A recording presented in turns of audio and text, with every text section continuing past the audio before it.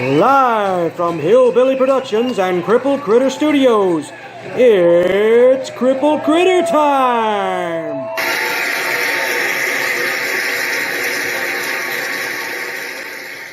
Alright, I've got this thing tightened up, and wanted to show you something else on these standard intake plenums for the Escort GTs.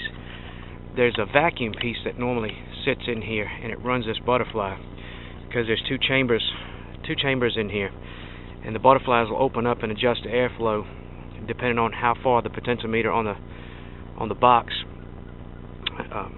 brings in air and adjusts the fuel.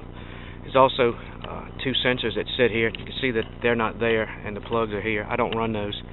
I've learned a lot of tricks with these cars over the years, and what I do is I zip tie this all the way back, and that keeps the butterflies open.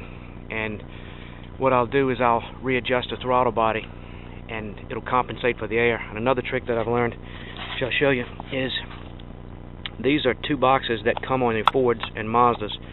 This is a J9 box. You see this? It's a J9 box. This comes out of a Mazda MVP with a V6.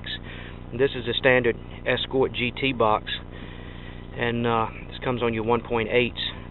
And what I do is, as you can see, that's your standard air intake hole for the box here for the Escort GT, and this is the air hole for the J9, which is much bigger. You get a lot more air. And what you have to do is, if you're going to run this, you have to take this cover off, and you'll switch all of this out, your gears and your potentiometer and all your stuff for your fuel adjustment. You'll switch all of those out from one of these. Take it out of a 4-cylinder and put it in here. The computer will compensate for whatever extra fuel and air that you have. It's got enough range to do that, and it'll give you more airflow along with doing this trick here on a plenum, and you'll get a little bit more air and a little bit more fuel into the car, which will increase your horsepower. And these are just simple tricks you can do that don't cost you really hardly anything. I mean, you can get these boxes $20-25 in most salvage yards, and all you really need is that J9, and it's the early 90s model MVP Mazda minivan that has these J9s, but you can get more airflow, and it's a much better process. There's another thing I'll show you with the throttle body once I get to that, and a few other tricks that I know that I'll get to, and I'll put that on here as well so you can see that. But everything that I'm doing with this engine is basically stock.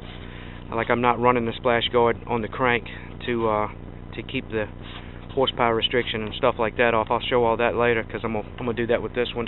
Those are V8 tricks that I've used on these 4-cylinders since the early 90s, since I've been running these cars.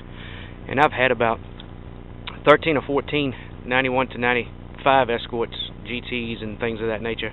I always modify them. I've never had a 96. I've had 2 ZX2 Sports and 3 SRs. I had 2 reds and 1 black. Black I still have. And this is actually a SR engine. Pulled this out of the black SR that I have, because I'm going to go through this and redo it. Put a stock engine in it for now, but it's still running the same, because the computer's what does most of the work. I'll do all the internals on that. But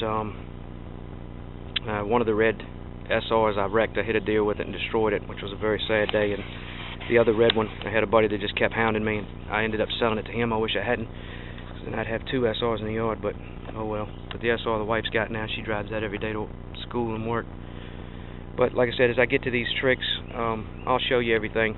You know, like, I drop these off of the bottom of the throttle bodies. I manufacture my own plates and plug these, and it keeps the vacuum off the bottom of the throttle body. Gives you a little bit more horsepower and frees some horsepower up. I'll show you that as well. Alright.